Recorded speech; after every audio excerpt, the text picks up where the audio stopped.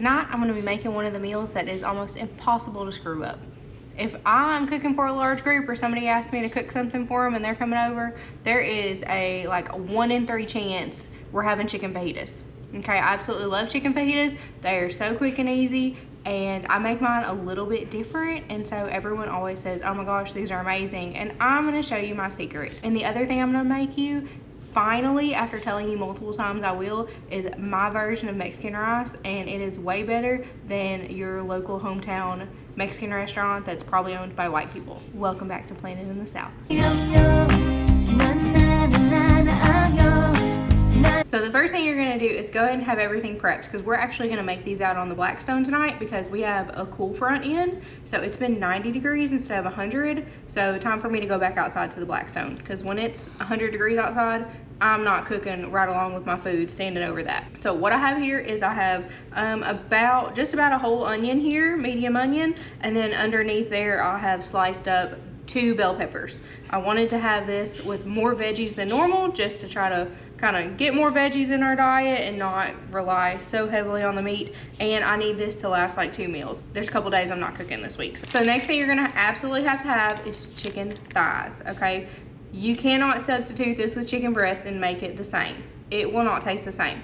Is it gonna taste like what you normally get? Yes, with chicken breast, but chicken thighs just add so much flavor and they stay so much juicier. People ask me all the time, how do you make your chicken fajita so good? It's chicken thigh, 100% the chicken thighs, not me. So get you some chicken thighs, make sure they are nice and defrosted, and we are just going to slice these up into bite-sized pieces. So really personal preference. If you like really thin and really skinny chicken for your fajitas, then slice them up that thin. If you like more kind of a chicken chunk, do that. Now, it's also gonna depend on your cooking time, so if you need these done super fast, go ahead and do them a lot thinner. I like mine probably, let's say, 1/2 inch by 1/2 inch chunk. So that's about how I like mine to be. Larger, smaller, all personal preference. And then just toss those in a bowl on the side. Once you have your chicken all diced up into small pieces, we're going to season it.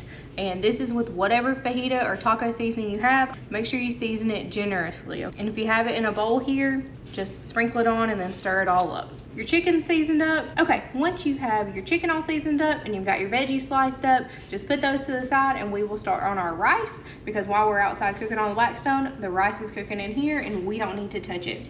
So first thing you're going to do, we're going to toast our rice. So get you a skillet with a lid, must have a lid, a good fitting lid, and put 2 to 3 tablespoons of oil down in the bottom. You do want the bottom to be completely coated, but you don't need any kind of risen up on the sides. We're not deep frying here. Put your oil in there, and then we are going to put this on a medium-high heat. Once the oil in your skillet is hot, we are going to add 2 cups of rice.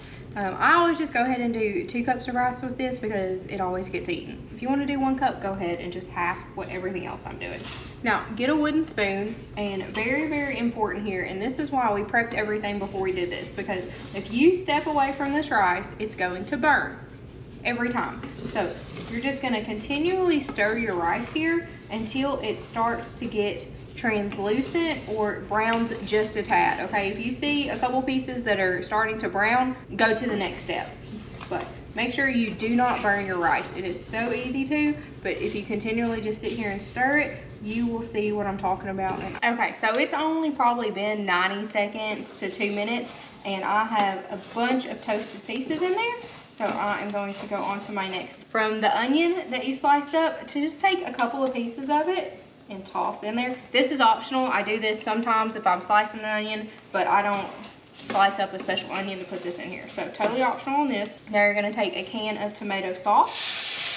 And now I found that just under 4 cups of rice with 2 cups of water is the ticket. And now the last thing that I add is this tomato chicken bouillon. If you don't have this, just do regular chicken bouillon, but this is great to have on hand and have in the pantry. I pretty well always have it, and it just makes this rice so good. So I put in 3 tablespoons because I really love this flavor. And now we are just going to stir this all up and bring it up to a boil. And I do want to mention that a lot of times I do like to pull out that box of minute rice. I do not make this one with minute rice very often, just because a lot of times when I know I'm getting ready to make it, I have plenty of time about 20, it takes about 25 minutes or so to fully cook.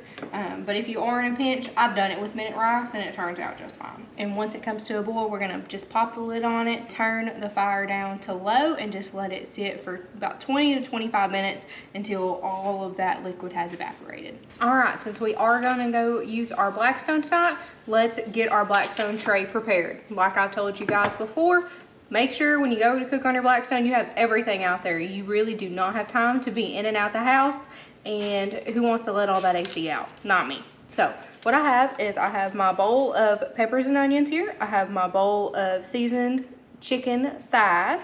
I have some seasonal. I am going to use this for my vegetables once they're on the Blackstone. I think seasoning your veggies is a must, but if you don't, then don't take it out there.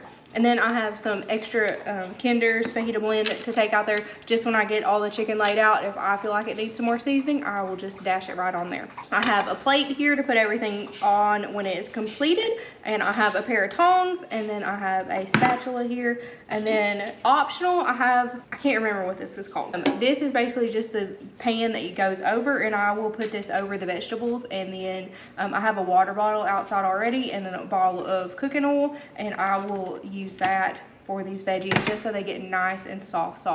We love our vegetables to be super soft, but sometimes when you want to get them so soft, then they start to burn more than you would like. So if you want to avoid that, just put something that's metal over the vegetables on Blackstone and spray them with some water so they essentially will steam and then get that nice Blackstone flavor to them at the same time. Okay, so we're out here on our Blackstone and we are going to use both sides today. So go ahead and get that heated up over medium high. So just a little bit over the medium mark. So once you got a little heat on your Blackstone, we're going to use one side first and go ahead and get a layer of oil down. Once that oil has heated up a bit, we're going to start with our veggies. So just lay them out on the Blackstone. I'm trying to spread these out as thinly as you can, and then just keep in mind you want to get them all under your dish as well. So some might be over the top of others, but we will turn them over enough that everyone's going to get a little bit of time right on the Blackstone. So once you've got them spread it out pretty evenly, we are going to season them. And then this again is where I'm using seasonal, but really any all-purpose seasoning, or even if you wanted to use your fajita seasoning, you could as well. And now this is where I like to go ahead and get mine started on kind of steaming. So I'm going to take some water that I have, so just plain old water, and we are going to just cover it. And again, this part is optional. This is just if you like your veggies really soft without being too burnt per se.